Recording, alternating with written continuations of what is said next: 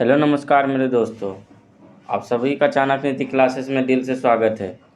तो सबसे पहले आप सभी चेहरे पे मुस्कान लाइए ताकि आज का दिन बेहतर हो और हमेशा जो है मुस्कुराते रहिए। आप लोग कभी भी किसी प्रकार की टेंशन जो है लेना ही नहीं है। मेहनत करने के बाद धीरे धीरे ही सफलता मिलेगी और जिसे एक बार में सफलता मिल जाती है तो उसे लक्की मान सकते हैं या गॉड गिफ्ट मान सकते हैं। लेकिन जो मेहनत करता है उसे एक दिन निरंतर मेहनत करने के बाद सफलता मिलती है। तो आइए, हमेशा घबराना नहीं है, धीरे धीरे पढ़ते जाना है। तो जैसा कि आप थंबनेल पे देख रहे हैं, हर रोज़ chapter wise RPF SI special class. ठीक है, आरपीएफ एसआई हो या बिहार एसआई हो या जितने भी ऑल कम्पिटिटिव एग्ज़ाम हो, क्योंकि चैप्टर वाइज का मतलब है कि उस चैप्टर से क्वेश्चन कहीं भी पूछेगा तो यहाँ से आएगा ही आएगा। ठीक है, तो आइए आज जो है चैप्टर वाइज में प्राचीन भारत का जो है मगध राज्यों का उत्कर्ष चैप्टर है, उसका जितना भी क्वेश्चन बनता है उसको हम देखेंगे। तो आइए आज की सकारात्मक सोच को अपनाते हैं जो हमें ऊर्जावान बनाएगी। देखिएगा आज का सकारात्मक सोच, कामयाबी सुबह की जैसी होती है, मांगने पर नहीं जागने पर ही मिलती है। ठीक है, तो कामयाबी सुबह की जैसी होती है जो कि मांगने पर नहीं, सुबह के जैसे जिस तरह हर रोज़ सुबह अपने समय पे सुबह होती है उसी तरह हर रोज़ जो है आपको मेहनत करना होगा, तभी जो है आपको कामयाबी मिलेगी। ठीक है, तो आइए आज की क्लास शुरुआत करने से पहले जैसे राधे का नाम लेते हैं और आगाज करते हैं आरपीएफ स्पेशल एसआई क्लास। ठीक है, आज का जो है टॉपिक है, चैप्टर है महाजन पद से मगधियों का उत्कर्ष तक। ठीक है, महाजन पद से मगध के उत्कर्ष तक जितने भी क्वेश्चन पूछे गए हैं हम देख लेते हैं। देखिएगा क्वेश्चन नंबर 1, बिंबिसार के समय में मगध की राजधानी कौन सी थी? आप लोग मतलब आंसर बगल में दिया हुआ है लेकिन आंसर को पहले नहीं देखना है, पहले अपने खुद से जो है सॉल्व करना है, उसके बाद आंसर देखना है। तो बिंबिसार के समय में मगध की राजधानी कौन सी थी? तो आप लोग सभी जानते हैं राजगिरी। राजगिरी बिंबिसार के और ये हर्यक वंश के संस्थापक भी माने जाते हैं बिंबिसार, और ये जो है बिंबिसार के समय में मगध की राजधानी राजगिरी थी। क्वेश्चन नंबर 2 देखिएगा, मगध का कौन सा शासक बुद्ध के समकालीन था? तो बिंबिसार। बिंबिसार जो है मगध का शासक जो है बुद्ध के समकालीन था। ठीक है, बिंबिसार और जैनियों के समकालीन, जैन तथा मगध दोनों के समकालीन पूछेगा तो बिंबिसार ही होगा। ठीक है, ऑप्शन सी।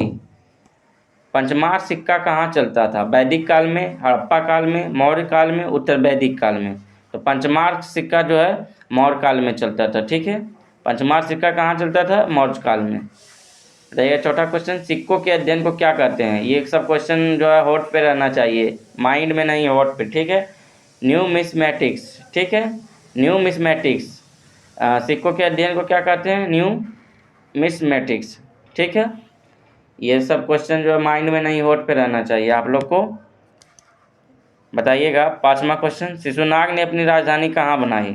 तो शिशुनाग ने अपनी राजधानी वैशाली में बनाई। ठीक है, शिशुनाग ने अपनी राजधानी कहाँ बनाई? वैशाली में, इसको ध्यान रखना है। शिशुनाग ने अपनी राजधानी कहाँ बनाई? वैशाली।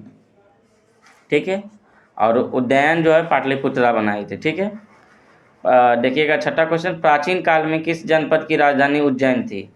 तो किस जनपद की राजधानी उज्जैन थी? तो अवंती, अवंती की राजधानी उज्जैन। ठीक है, अवंती की राजधानी उज्जैन थी। बताइएगा पटना शहर का पुराना नाम? तो पाटलिपुत्रा, पटना शहर का पुराना नाम पाटलिपुत्रा, और या कुसुमपुरम, कुसुमपुरम भी कहते हैं। ठीक है, तो ऑप्शन है पाटलिपुत्रा होगा। ठीक है, ऑप्शन के अनुसार पाटलिपुत्रा। बताइएगा एलेक्जेंडर ने भारत पर आक्रमण कब किया था? तो यहाँ शायद कट गया इसका पेज A4 साइज। एलेक्जेंडर ने भारत पर कब आक्रमण किया था? तो ऑप्शन जो है अगला पेज पे यहाँ है। ठीक है, तो ये ईसा 300 जो है ईसा 326 वर्ष पूर्व। ठीक है, 326 ईसा वर्ष पूर्व जो है अलेक्जेंडर ने भारत पर आक्रमण किया था। अगला क्वेश्चन 9वां क्वेश्चन देखिएगा, 326 ईसा पूर्व जो है पूर्व उत्तर पश्चिम भारत में सिकंदर का अतिक्रमण इनमें किसके काल में हुआ? तो नंद वंश के समय जो है 326 में भारत पर सिकंदर आक्रमण किया था, तो नंद वंश थे। उस समय कौन वंश थे भारत में? नंद वंश। रहे सिकंदर की मृत्यु कहाँ हुई? तो बेबीलोन में। ठीक है, सिकंदर की मृत्यु कहाँ हुई? बेबीलोन में। सिकंदर की मृत्यु कहाँ हुई? बेबीलोन में। 11वां क्वेश्चन देखिए, कौन सी नदी सिकंदर महान को भारत आक्रमण की सन्निकट पूर्वी सीमा थी? तो ब्यास नदी। ब्यास नदी जो है सिकंदर महान की भारत आक्रमण की सन्निकट पूर्वी सीमा थी। ठीक है, ऑप्शन सी ब्यास होगा। तो यह किस यूनानी इतिहासकार को इतिहास का जनक कहा जाता है? तो हेरोडेटस। हेरोडेटस को जो है इतिहास का जनक कहा जाता है और यह यूनानी इतिहासकार है। ठीक है, 12 का बी होगा। क्वेश्चन नंबर अगला देखिएगा, क्वेश्चन बताइएगा, निम्नलिखित में कौन सा एक ईसा पूर्व 6ठी शताब्दी में प्रारंभ में भारत का सर्वाधिक शक्तिशाली नगर राज था? तो मगध। मगध जो है उस समय भारत का सर्वाधिक शक्तिशाली नगर राज था। ठीक है, देखिएगा, प्रारंभिक गणतंत्र में कौन सा नहीं था? तो प्रारंभिक गणतंत्र में योद्धय नहीं था। शाक था, लिच्छवी था।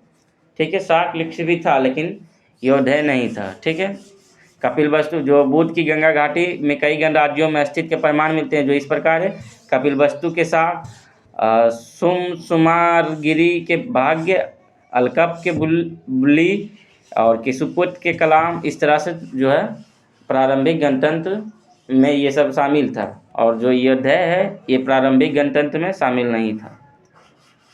18वां क्वेश्चन देखिए, विश्व का पहला गणतंत्र वैशाली में किसके द्वारा स्थापित किया गया? तो लिच्छवी द्वारा जो है विश्व का पहला गणतंत्र वैशाली में स्थापित किया गया था। किसके द्वारा? लिच्छवी के द्वारा। ठीक है, यह विश्व का पहला गणतंत्र स्थापित किया था, और वैशाली बुद्ध काल का सबसे बड़ा तथा शक्तिशाली गणराज्य था।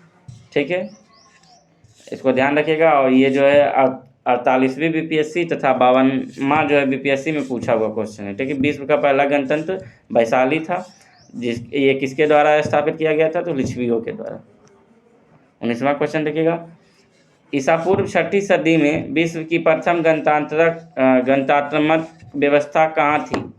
तो ऑप्शन ए वैशाली। ठीक है, ये 6ठी सदी में जो है विश्व की प्रथम गणतंत्रात्मक व्यवस्था कहाँ थी?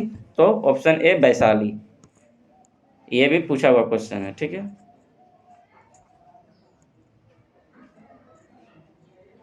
इसमें क्वेश्चन देखिएगा, निम्न में कौन सा युग्म उपयुक्त जोड़ी है? ठीक है, तो उपयुक्त जोड़ी कौन सा है? तो पार्श्वनाथ, जंत्रिका, बिंदुसार, शाक्य, स्कंद गुप्त, मौर्य और चेटक लिच्छवी। तो राजा चेटक लिच्छवी गणराज के राजा थे। इनकी पुत्री चेलना का विवाह मगध नरेश बिंबिसार से हुआ था। ठीक है, राजा चेटक लिच्छवी गणराज के राजा थे, और इनकी पुत्री जो है चेटक की पुत्री चेलना का विवाह जो है मगध के बिंबिसार से हुआ। ठीक है, तो चेटक और लिच्छवी, चेटक जो है लिच्छवी के शासक थे। बताइएगा 21वां क्वेश्चन, 6ठी शताब्दी ईसा पूर्व के 16 महाजनपदों के विषय में निम्नलिखित में किस बौद्ध ग्रंथ में सूचना मिलती है? तो अंगुत्तर निकाय जो है इसमें 16 महाजनपदों की चर्चा है, व्याख्या किया गया है अंगुत्तर निकाय। अंगुत्तर निकाय जो है बौद्ध ग्रंथ है। ठीक है, इसमें 16 महाजनपदों की चर्चा किया गया है, जैसे अंग, मगध, काशी, कौशल, बद्री, मल, चेदी, वत्स, कुरु, पंचाल, मत्स्य, सुरसेन, अस्मक, अवंती, गंधार, कम्बोज। ठीक है, ये सब की चर्चा अंगुत्तर निकाय में की गई है। और जैन ग्रंथ में जो है भगवती सूत्र में 16 महाजनपदों की जो है चर्चा मिलती है। तो बौद्ध धर्म में हो जाएगा अंगुत्तर निकाय, और जैन धर्म में जो है भगवती सूत्र। ठीक है, इसमें 16 महाजनपदों की चर्चा है। 22वां क्वेश्चन देखिएगा, 16 महाजनपदों की सूची उपलब्ध है तो किसमें? महाभारत में, अंगुत्तर निकाय में, छंदोग उपनिषद में, संयुक्त निकाय में। तो अंगुत्तर निकाय में 16 महाजनपद की चर्चा है, तो अंगुत्तर निकाय होगा। ठीक है, बीपीएससी में पूछा हुआ क्वेश्चन है। देखिएगा 23वां क्वेश्चन, निम्न में से कौन एक बौद्ध ग्रंथ 16 महाजनपदों का उल्लेख करता है? तो ये अंगुत्तर निकाय। एक ही क्वेश्चन को बार बार रिपीट कर रहा है।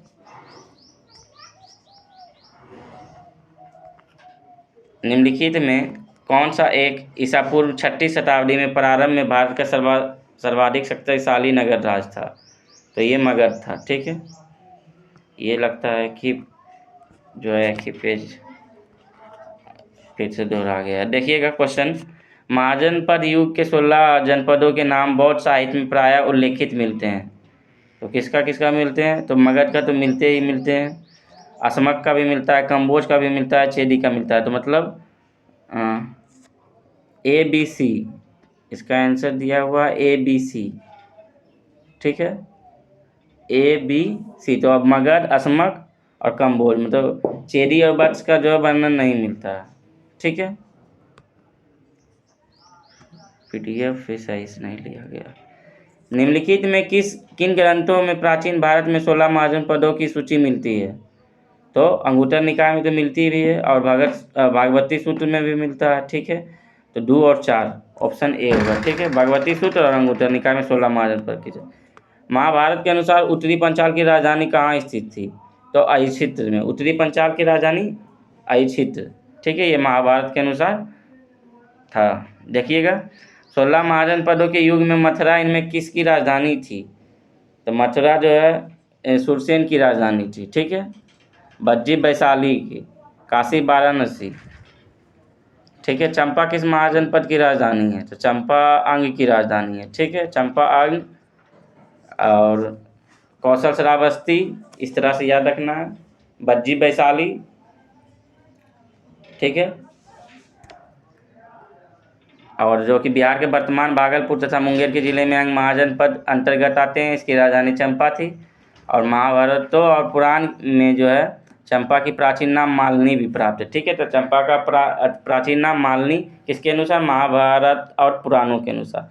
6ठी शताब्दी ईस्वी में शक्तिमती किसकी राजधानी थी? तो चेदी की, ठीक है। शक्तिमती किसकी राजधानी थी? तो चेदी की। जो 16 महाजनपद की राजधानी याद करना पड़ेगा आप लोगों को, ठीक है। कहेगा गोदावरी नदी के तट पर स्थित महाजनपद कौन सा था? तो असमक जो है गोदावरी नदी के तट पर स्थित था, इसको ध्यान रखिएगा।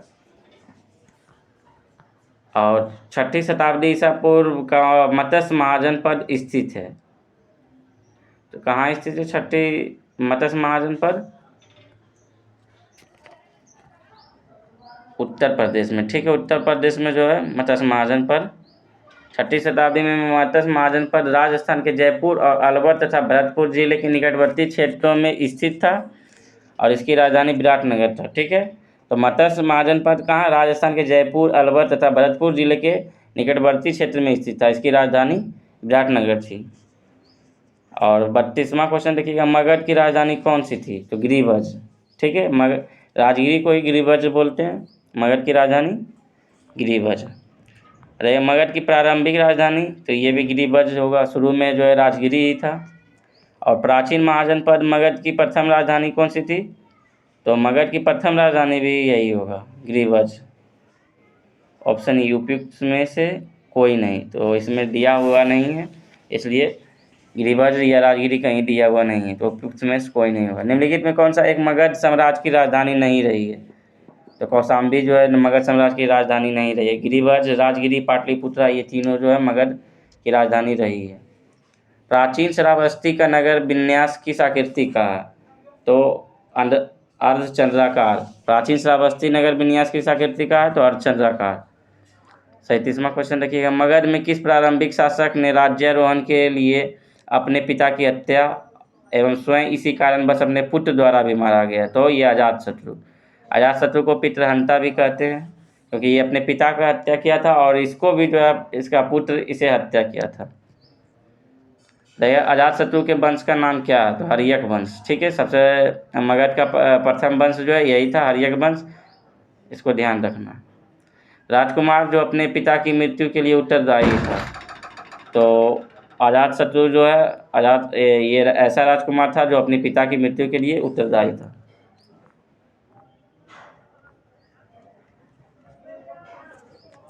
40वां क्वेश्चन देखिएगा, किसने मगध साम्राज्य में बज्जीगण संघ को हराकर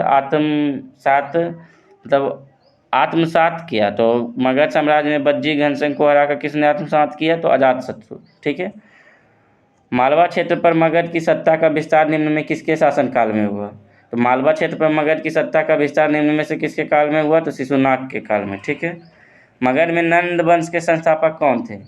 तो मगध में नंद वंश के संस्थापक कौन थे? तो महापद्मानंद, ऑप्शन ए होगा। मगध का कौन सा सम्राट जो है अपोरूप परशुराम के नाम से जाना जाता है? तो महापद्मानंद, ठीक है। वाराणसी को निम्नलिखित में किसने अपनी द्वितीय राजधानी बनाया था?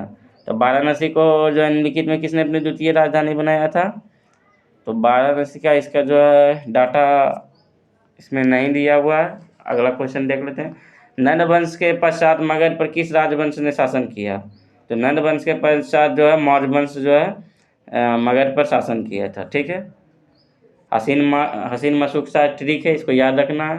हर्यक वंश, सुनाग वंश, उसके बाद नंद वंश, उसके बाद हसीन हो गया, उसके बाद हसीन मशूक सा था, फिर मौर्य वंश, फिर शुंग वंश, फिर कन्नब वंश। इस तरह से आप लोगों को याद रखना है। फिर सातवाहन वंश, ठीक है। राजा नंद का उल्लेख करने वाला अभिलेखीय प्रमाण है? तो खारवेल के हाथी गुम्फा अभिलेख में जो है राजा नंद का उल्लेख करने वाला अभिलेखीय प्रमाण प्राप्त है, ठीक है। देखिए 47वां क्वेश्चन। निम्नलिखित मगध राजवंशों का काला क्रमानुसार व्यवस्थित कीजिए। तो काल क्रमानुसार व्यवस्थित करने का है तो पहले हर्यक वंश आया था, ठीक है, 4 होगा। उसके बाद हसीन, शुरू से शुंग वंश आएगा, ठीक है, तो 2 4 2, और हसीन नंद वंश फिर आएगा तो 4 2 1, उसके बाद 3 मौर्य वंश आएगा तो 4 2 1। इसमें दिया हुआ है 4 1 हसीन हर्यक वंश, उसके बाद शुंग वंश, हर्यक वंश, उसके बाद नंद वंश दिया है, ठीक है, हसीन मशूक सा, हर्यक वंश, उसके बाद नंद वंश, उसके बाद मौर्य वंश, उसके बाद शुंग वंश। तो ऑप्शन बी, ठीक है, 4 1 3 2 रहेगा। गौतम बुद्ध के समय प्रसिद्ध वैद्य जीवक किसके दरबार में किससे संबंधित था? तो ये था गौतम बुद्ध के समय प्रसिद्ध वैद्य जीवक किसके दरबार से? तो बिंबिसार के। ये जो है भेजा गया था ये जीवक को। गौतम बुद्ध के समय प्रसिद्ध वैद्य जीवक बिंबिसार के दरबार से संबंधित था। बिंबिसार ने अपने राज वैद्य जीवक को अवंती नरेश चंद्र प्रद्योत के राज्य में चिकित्सा सेवा के लिए भेजा था। तो यह मगध शासक बिंबिसार का चिकित्सक कौन था? तो जीवक होगा, ठीक है। क्वेश्चन कट रहा है पीडीएफ के साइज में। कालपी नगर किस नदी के तट पर स्थित है? तो कालपी नगर जो है यमुना नदी के तट पर स्थित है, ठीक है। और इसको मिलान करने वाला है तो आप लोग मिलाइएगा। कौशल की राजधानी श्रावस्ती, कौशल कौशाम्बी, वत्स, पंचाल, इंद्रप्रस्थ। ऑप्शन जो है बी दिया हुआ है इसमें, मतलब 1 का 4 तो कुरु का इंद्रप्रस्थ, ठीक है, और बी का 3 पंचाल का अहिछत्र, ठीक है, कुरु का इंद्रप्रस्थ, पंचाल का अहिछत्र, और सी का 2 कौशल का कौशाम्बी, और वत्स का साकेत, ठीक है। तो कुरु का इंद्रप्रस्थ और पंचाल का अहिछत्र, कौशल की कौशाम्बी और वत्स का साकेत, ठीक है। तो आज हम अलग से क्वेश्चन 8 भी किए थे। तो आज के लिए इतना ही। थैंक यू, जय हिंद।